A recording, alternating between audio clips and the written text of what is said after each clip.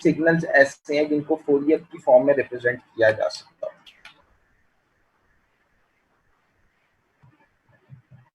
Fourier series, ये chapter 3 है। फिर है Fourier transforms.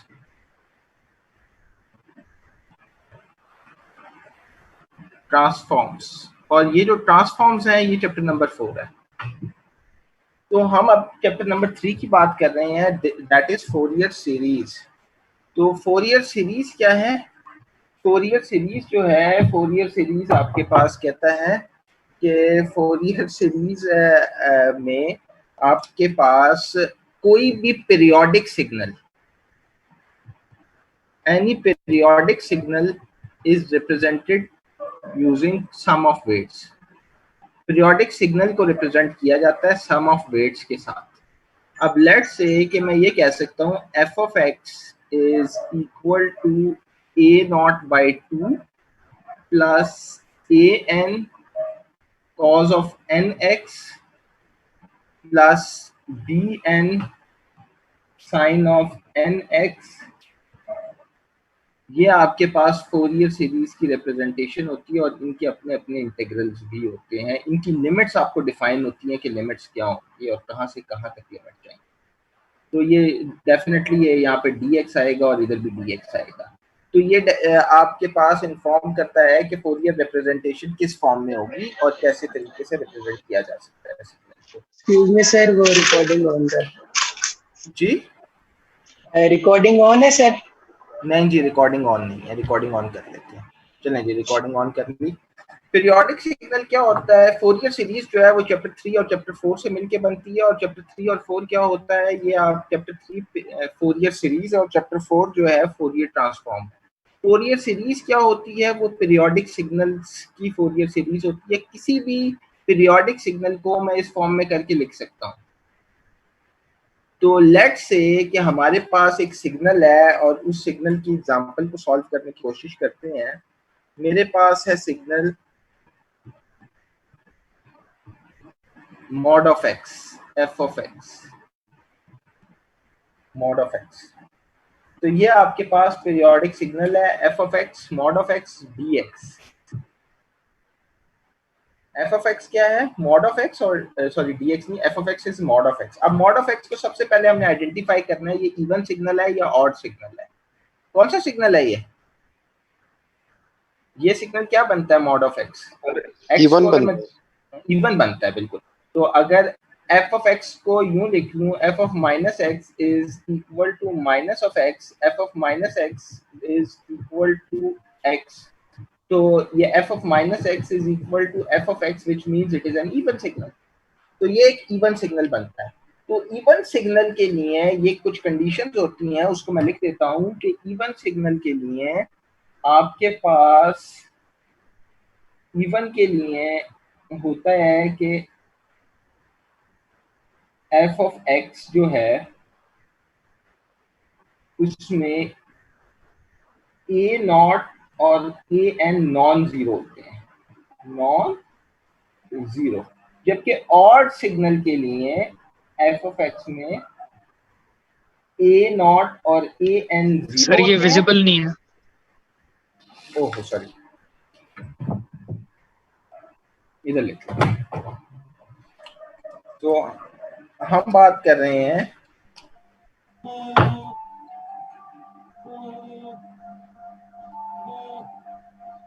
f of x even signal में। इवन सिग्नल में f of x जो है वो आपके पास a n, a not, a n non zero होते हैं और बी एन ऑलवेज जीरो होता है। और ऑड सिग्नल में बिल्कुल इसका ऑपोजिट होता है। ऑड सिग्नल में क्या होता है, मैं जरा बोर्ड थोड़ा सा दिखा दूं। ऑड सिग्नल में ये होता है कि आपके पास ए नॉट और ए एन जीरो होते हैं और बी एन जो है, बी एन जो है वो नॉन जीरो होता है। ये always zero, always non zero. Sir ये तो बी एन और ए एन क्या चीज है? ये कोफिशिएंट्स हैं, अभी हमने यहाँ पे लिखे थे, ये अगर आपको नजर आ रहा हो तो ये ए नॉट, ए एन और ये बी एन, ये कोफिशिएंट्स हैं। सही सर। अच्छा, मैं एक सेकंड जरा कॉल अटेंड कर लूं।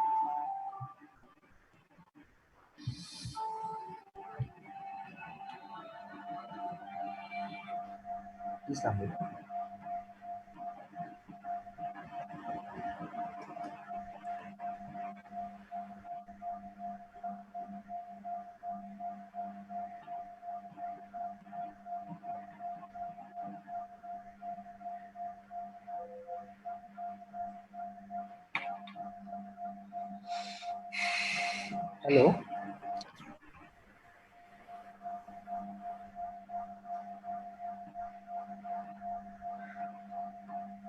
हेलो, हेलो,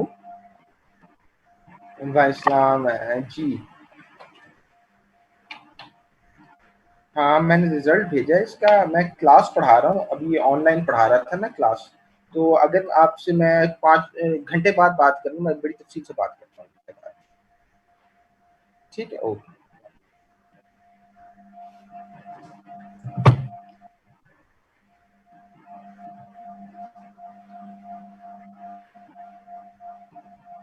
मूसा अपना माइक जो है म्यूट कर दे यार।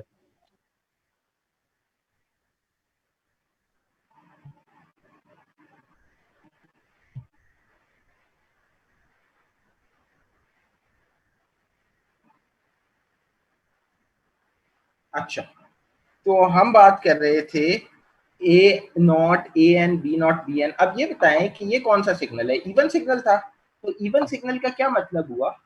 इवन सिग्नल का मतलब ये हुआ कि ए नॉट और ए एन हमने फाइंड करने हैं, बी एन 0 है। इसका मतलब ये है कि बी एन फाइंड नहीं करना। बात समझ आ रही है? सर रिकॉर्डिंग स्टार्ट कर दी। रिकॉर्डिंग कर दी मैंने स्टार्ट। ठीक है सर, ओके। अच्छा, तो ये क्या कहते हैं, ये ए नॉट और ए एन जो है वो नॉन इवन फंक्शन है। तो इवन फंक्शन की वजह से हमने इस फंक्शन को देखना है। ये फंक्शन अगर इवन फंक्शन है तो हमने इस इवन फंक्शन में ए नॉट और ए एन देखनी है। ए नॉट और ए एन फाइंड आउट करने हैं। बी एन हमें पता है कि ऑलरेडी 0 है, फिर उसमें प्लग इन करेंगे तो हमारे पास फाइनल आंसर आ जाएगा। Let's start and do that. हमारे पास फंक्शन है F of X is equal to X. Mod of X भी एक्स ही होता है, इनफैक्ट जब इंटीग्रेशन करेंगे तो एक्स आएगा। अब ए नॉट, ए एन और बी एन के फॉर्मूलाज होते हैं। ए नॉट का फॉर्मूला होता है integral F of x D x. A one का फॉर्मूला होता है, ए एन का फॉर्मूला होता है integral F of x cos N x D x.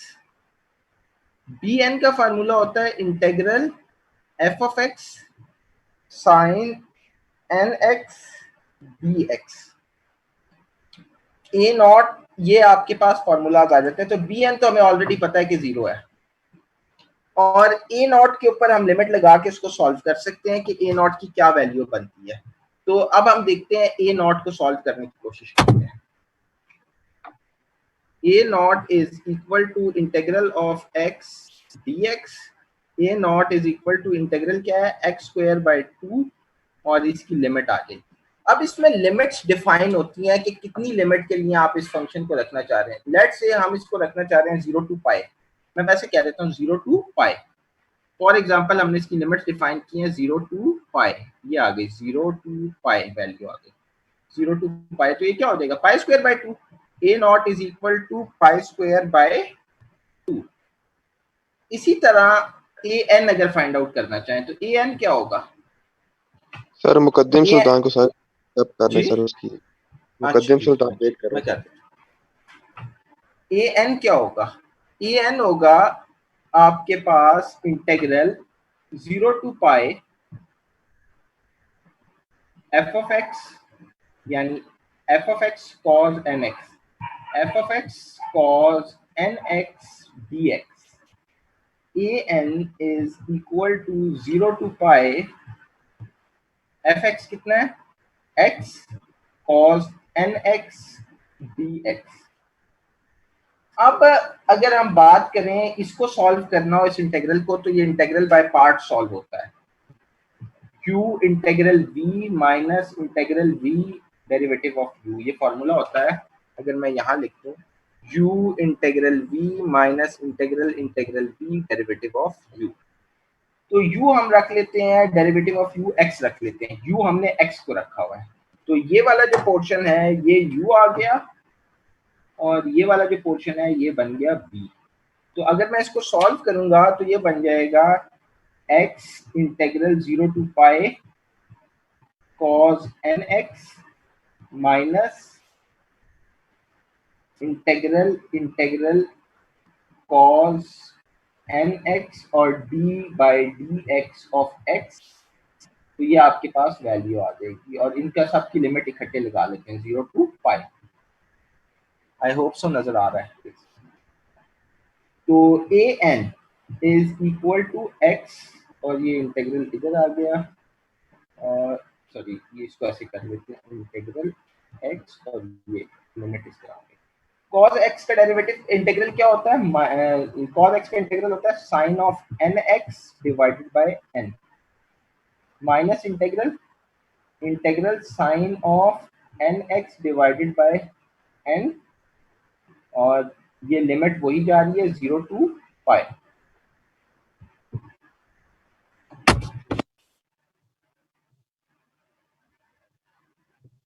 तो हम अगर इसको सॉल्व करें तो an बन जाएगा आपके पास x sine nx over n, minus sine का इंटीग्रल क्या हो जाएगा, minus minus plus cos of nx over n 0 to pi. अच्छा, अब हम थोड़ी सी मैथमेटिक्स यूज करेंगे। हमें आइडिया है कि sine 0 is equal to sine n pi is equal to 0। Sine 0 sine n pi 0 के बराबर होता है, जबकि cos 0 is equal to cos n pi is equal to minus 1 की power n plus 1 equal to 1, sorry equal to 1। इस case में 1 है क्योंकि हमारे पास ये वैल्यू n जो है वो 1 है।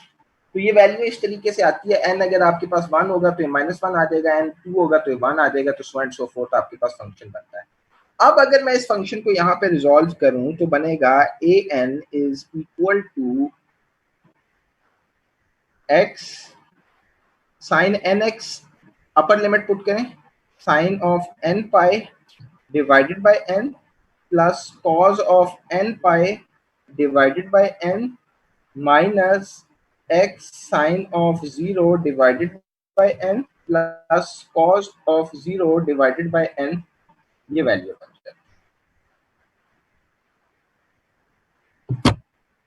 अगर इस तमाम वैल्यू को फिर फर्दर सॉल्व किया जाए तो क्या बनेगा, an is equal to sine n pi क्या होता है, साइन n पाई अभी मैंने देखा है, साइन n पाई 0 हो जाएगा, तो ये टर्म पूरी की पूरी 0 हो जाएगी।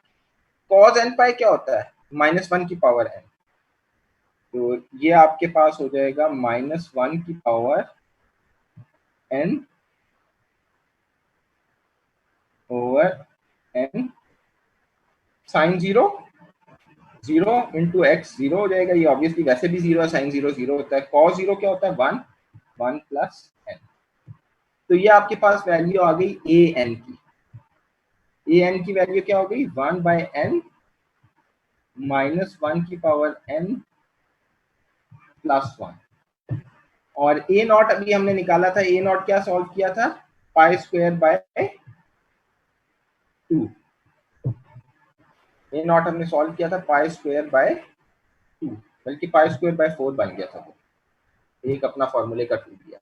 तो अब ये अगर मैं वैल्यू यहाँ पे प्लग इन कर दूं तो f ऑफ x क्या बन जाएगा, f of x is equal to a naught pi square by 4 plus an 1 by n -1 की power n plus 1 whole power cos of nx। तो एफ ऑफ एक्स क्या है, एक्स जो है वो इस फॉर्म में लिखा जा सकता है pi square by 4 1 by n minus 1 की power n plus 1 cos of n x. तो इसका मतलब ये हो गया कि अब n की कोई भी वैल्यू होगी तो उसके ऊपर ये सॉल्व किया जा सकता है, ये सीरीज बन रही है।